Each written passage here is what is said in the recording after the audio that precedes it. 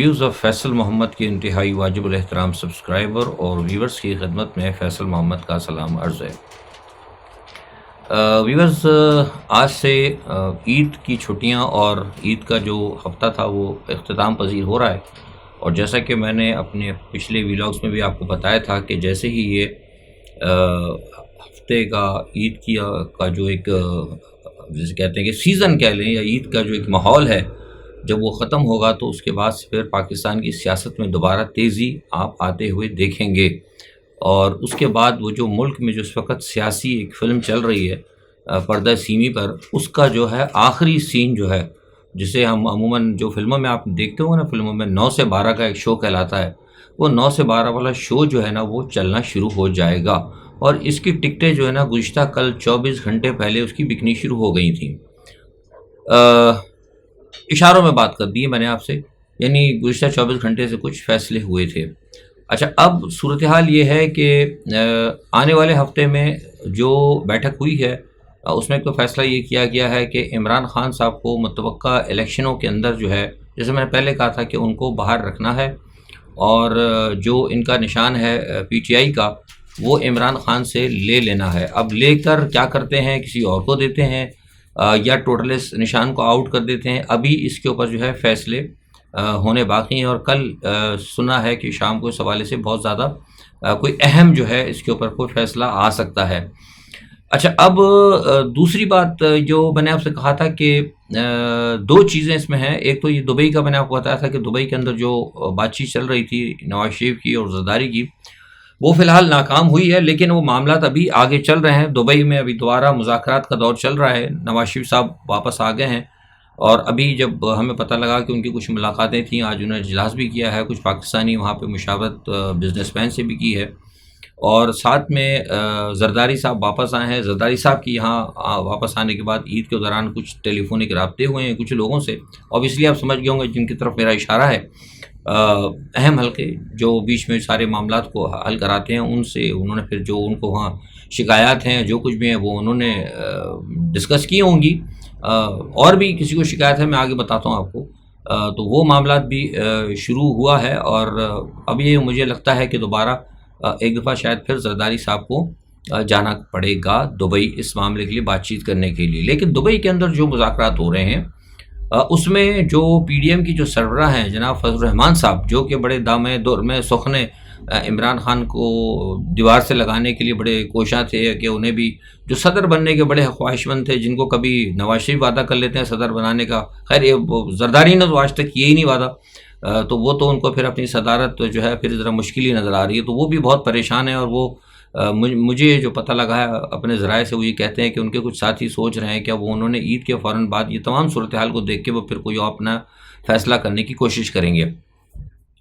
تو ایک تو یہ صورتحال ہے۔ اچھا، دوسرا یہ ہے کہ چودھری شجاعت حسین کے حوالے سے آپ نے بات سنی ہوگی، چودھری شجاعت حسین صاحب کی پرویز الہی سے ملاقات ہوئی ہے۔ یہ ملاقات 2 سیشن میں ہوئی ہے۔ پہلی ملاقات تو تقریباً کوئی ہوئی ہے لمبی، کوئی تقریباً 2 گھنٹے کے قریب، اس میں ایک اہم شخصیت بھی موجود تھی جو کہ دونوں کے درمیان معاملات کو حل کرانے میں، اور اہم شخصیت آپ سمجھ گئے، اہم شخصیت تھی، اور دونوں کے درمیان جو کوئی معاملات اگر بن جاتے ہیں تو اس کی وہ گارنٹی دینے کے لیے وہ تیار تھے، وہ شامل ہوئے ہیں، اور اس دوران ان کو کچھ آفرز بھی کی گئی ہیں، میں آپ کو بتاتا ہوں، اور ایک بعد میں پھر ایک اور ملاقات 1 to 1 بھی ہوئی، وہ 10-15 منٹ کے لیے شاید غالباً دونوں کی تھی۔ لیکن اس تمام ملاقات کے اندر جو بات ہوئی ہے اس سیشن میں، جو ہمیں پتہ لگا وہ یہ ہے کہ ان کو ایک آفر کی گئی ہے، بہت بڑی آفر ہے، وہ عمران خان کے لیے بھی آفر ہے اور ان کے لیے بھی ہے۔ عمران خان کو سب سے بڑی جو ان کے ذریعے آفر دی گئی ہے، وہ بہت بڑی آفر وہ یہ ہے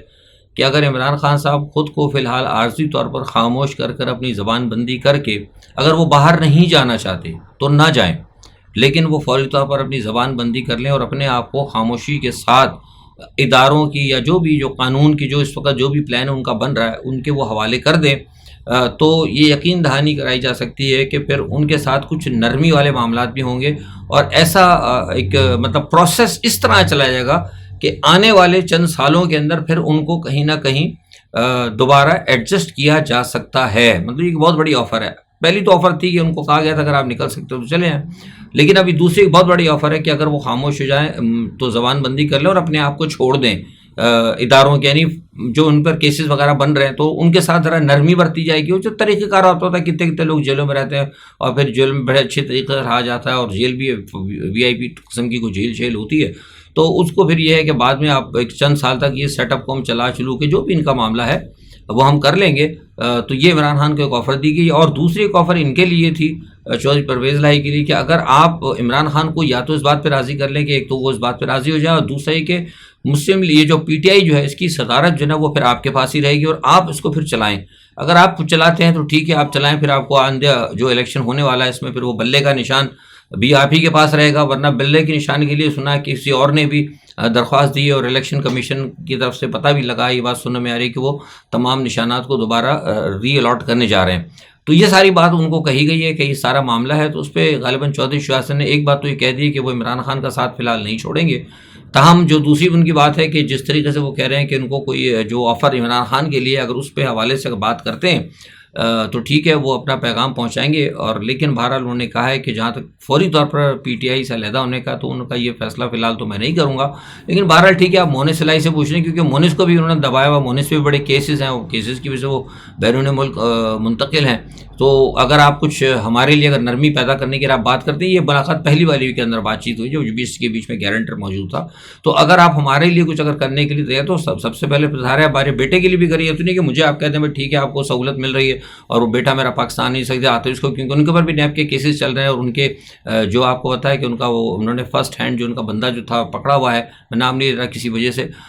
تو انہوں نے ان سے ساری چیزیں ان کی لی ہوئی ہیں. تو اس طریقے سے کوئی بات چیت ہوئی ہے اور اس بات چیت میں انہوں نے کہا ہے کہ جناب ہم آپ کو پھر باہر سوچ کے جواب دیتے ہیں. تو یہ صورتحال جو ہوئی ہے اس وقت ایک بڑی اہم ہے. یعنی آپ اسے کہہ سکتے ہیں کہ عمران کو ایک بہت بڑی آفر آئی ہے. لیکن اب میرا جہاں تک ہے میرا تجزیہ ہے، ابھی ظاہر ہے اس حوالے سے تو ابھی فوری طور پر مجھے کچھ نہیں پتہ، لیکن جہاں تک میرا خیال ہے میں سمجھتا ہوں کہ عمران خان شاید اس آفر کو قبول نہیں کریں گے،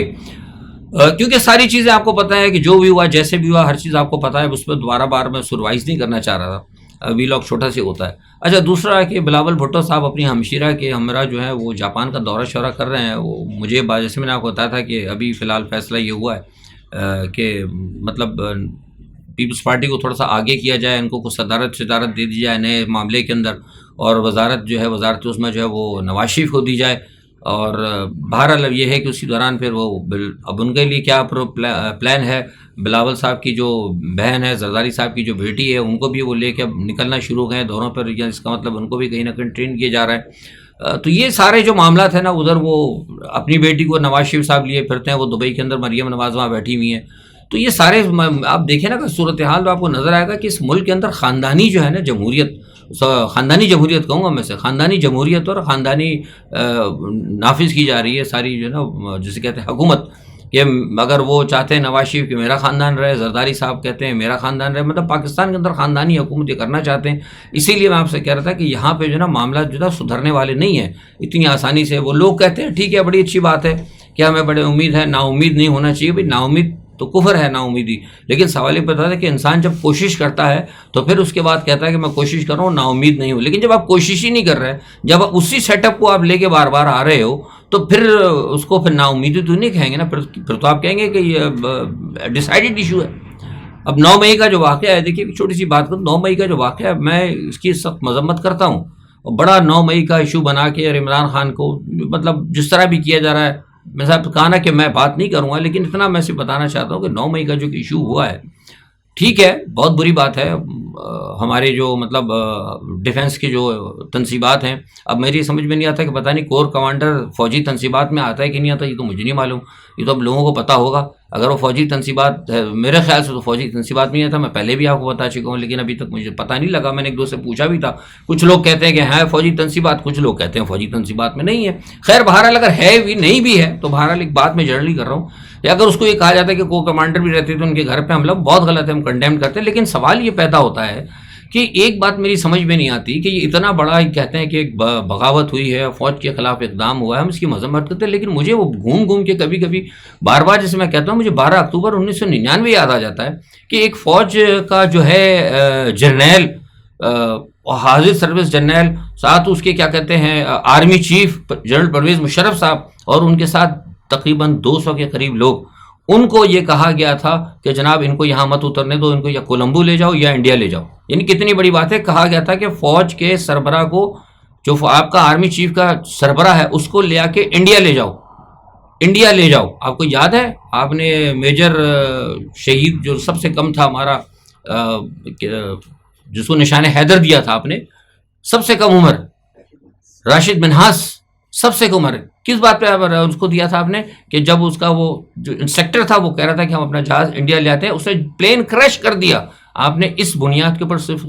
کیا دیا تھا؟ نشان حیدر دیا تھا. تو آپ کے آرمی چیف کو، جو آپ کا پریزیڈنٹ بھی تھا، اس کے ساتھ ملٹری کے بھی لوگ تھے، ان سب کو حاضر سروس کو آپ نے کہا کہ ان کو اٹھاؤ، یا کولمبو لے جاؤ یا انڈیا لے جاؤ. اور نیچے ایک فوج کے اندر انہوں نے بغاوت کر کے اپنے طرف سے ایک دوسرے آدمی کو انہوں نے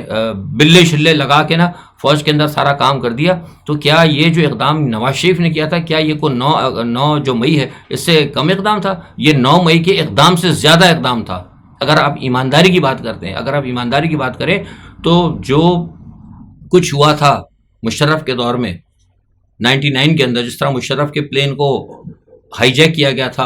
اور جس طریقے سے فوج کے ساتھ ایک ساری دنیا نے دیکھا کہ کس طریقے سے رسوائی کے ساتھ پاکستان کے آرمی چیف کو رسوائی کے ساتھ کہا جا رہا تھا کہ ایک دشمن ملک میں اتار دو یا کولمبے میں اتار دو، جہنم میں لے جاؤ، لیکن یہاں اس کو اترنے کی اجازت نہیں ہوگی. میں سمجھتا ہوں کہ اس سے بڑھ کر فوج کے خلاف بغاوت کوئی نہیں ہو سکتی تھی. اس شخص کو جو ہے دوبارہ وزیر اعظم پاکستان کے اندر بنانے کی کوششیں ہو رہی ہیں، لیکن جس شخص نے صرف آ کر اگر کوئی بات کی تھی، اگر کچھ لوگوں نے اگر کسی کے کہنے پہ آ کے، میں یہ نہیں کہتا کہ عمران خان بے گناہ، غلطی ہے عمران خان کی، لیکن ان کے ساتھ جو ہے ان کو یہ کہہ دینا کہ ان کو بالکل پھانسی کی سزا تک پہنچا دینا، یا سزائے موت تک دے دینا، یا بالکل ان کو شجر ممنوع قرار دے دینا، میں سمجھتا ہوں کہ اس کے اوپر بھی جو ہے نا لوگوں کو ذرا سوچنا چاہیے گا، ارباب اختیار کو بھی سوچنا چاہیے. ہمارے جو ادارے ہیں وہ اپنے ہیں، لیکن ان کو کیوں سوچنا چاہیے؟ کیا وہ سوچیں گے؟ نہیں سوچیں گے، یہ بہرحال ان کا فرض ہے. لیکن جہاں تک میرا خیال ہے کہ شاید وہ نہیں سوچیں گے. اس کی وجوہات یہ ہے کہ مشرف صاحب کے جو مخالف تھے نا، وہ ایک بہت بڑی عالمی طاقت تھی، اور ادھر عمران خان کی بھی مخالف ایک بہت بڑی عالمی طاقت ہے. عالمی طاقت کیسے؟ میں نے دیکھیے، میں اسی لیے کہتا ہوں کہ میرے ویلاگس کو سنا کریں. جس وقت عمران خان صاحب نے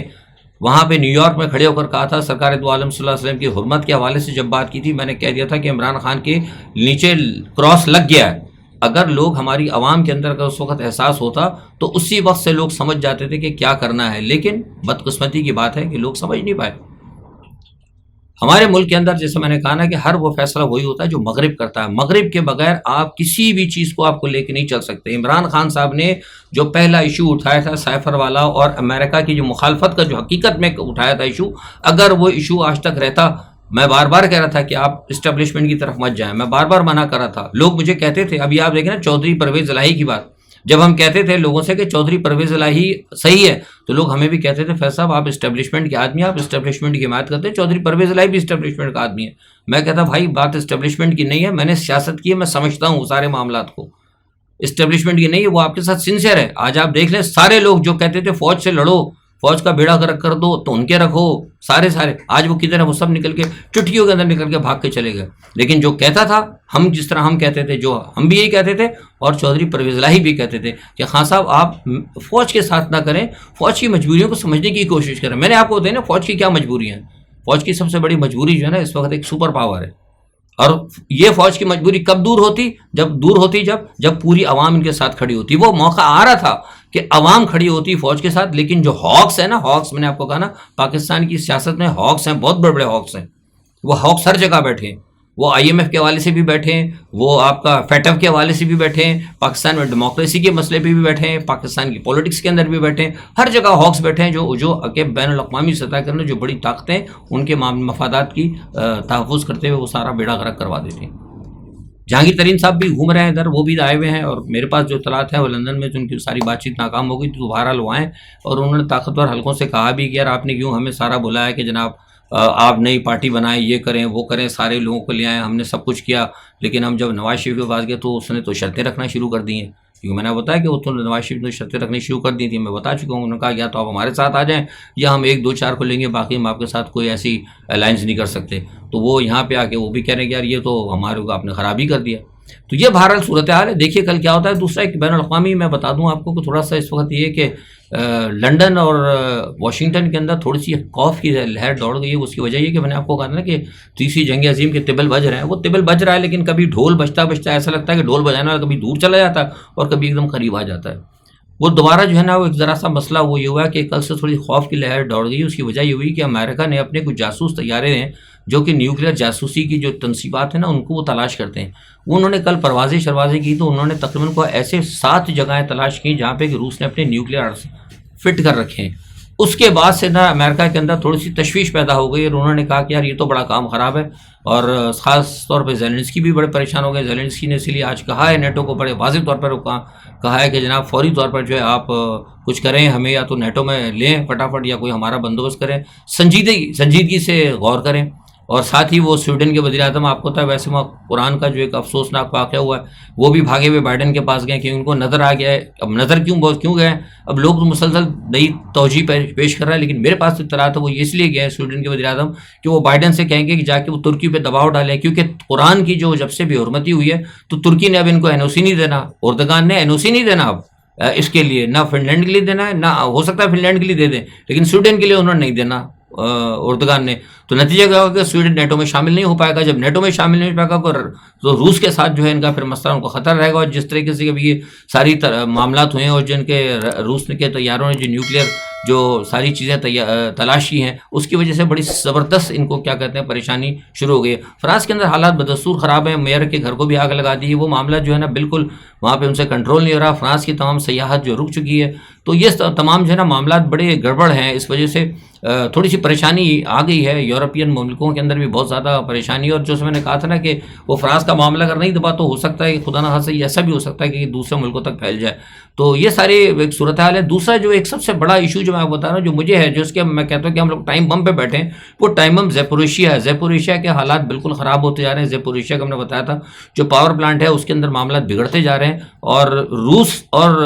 آپ کا یوکرین دونوں ایک دوسرے پہ الزام لگا رہے ہیں۔ وہ یوکرین کہتے ہیں کہ روس کو تباہ کرے گا اور روس کہتا ہے کہ یوکرین تباہ کرے گا۔ اس کا مطلب ہے جب دونوں جتنی تیزی سے الزام لگا رہے ہیں تو اس کا مطلب یہ ہے کہ وہ زیپوریشیا پاور پلانٹ خطرے میں ہے اس وقت۔ یہ میں پکی بات آپ کو بتا چکا ہوں۔ رشیا نے اپنے فوجی نکالنا شروع کر دیے، حتیٰ کہ ایک جو ہمارے معلومات ہوئی، کسی نے ہمیں بتایا کہ وہ جو مغرب کے جو ڈیفنس انالسٹ ہیں وہ یہ کہتے ہیں یوکرین کے، ان کا تعلق یوکرین سے لیکن ہے پولینڈ کے اندر، وہ یہ کہتے ہیں کہ میں سمجھتا ہوں کہ روس اپنی فوجیں اس لیے نکال رہی ہے کہ روس نے وہاں پہ کچھ ایسا ڈیٹونیٹر لگا دیا ہے کہ جب ان کی فوجوں کا وہاں سے انخلا ہو جائے گا تو وہ ریموٹ کنٹرول کے ذریعے زیپوریشیا کا ایک پلانٹ اڑا دیں گے۔ اوبیسلی جب ایک اڑے گا تو باقی 6 بھی خود بخود اڑ جائیں گے۔ یہ انتہائی تشویشناک خبر ہے۔ اگر خدا نہ خواستہ یہ اگر ہو گیا تو بھی نیوکلیر جنگ جو ہے نا آپ کی بالکل تیار ہے۔ دعا کرتے ہیں کہ اللہ کرے ایسی صورتحال نہ ہو۔ آج کے لیے اتنا ہی، اپنا بہت خیال رکھیے گا، اللہ حافظ۔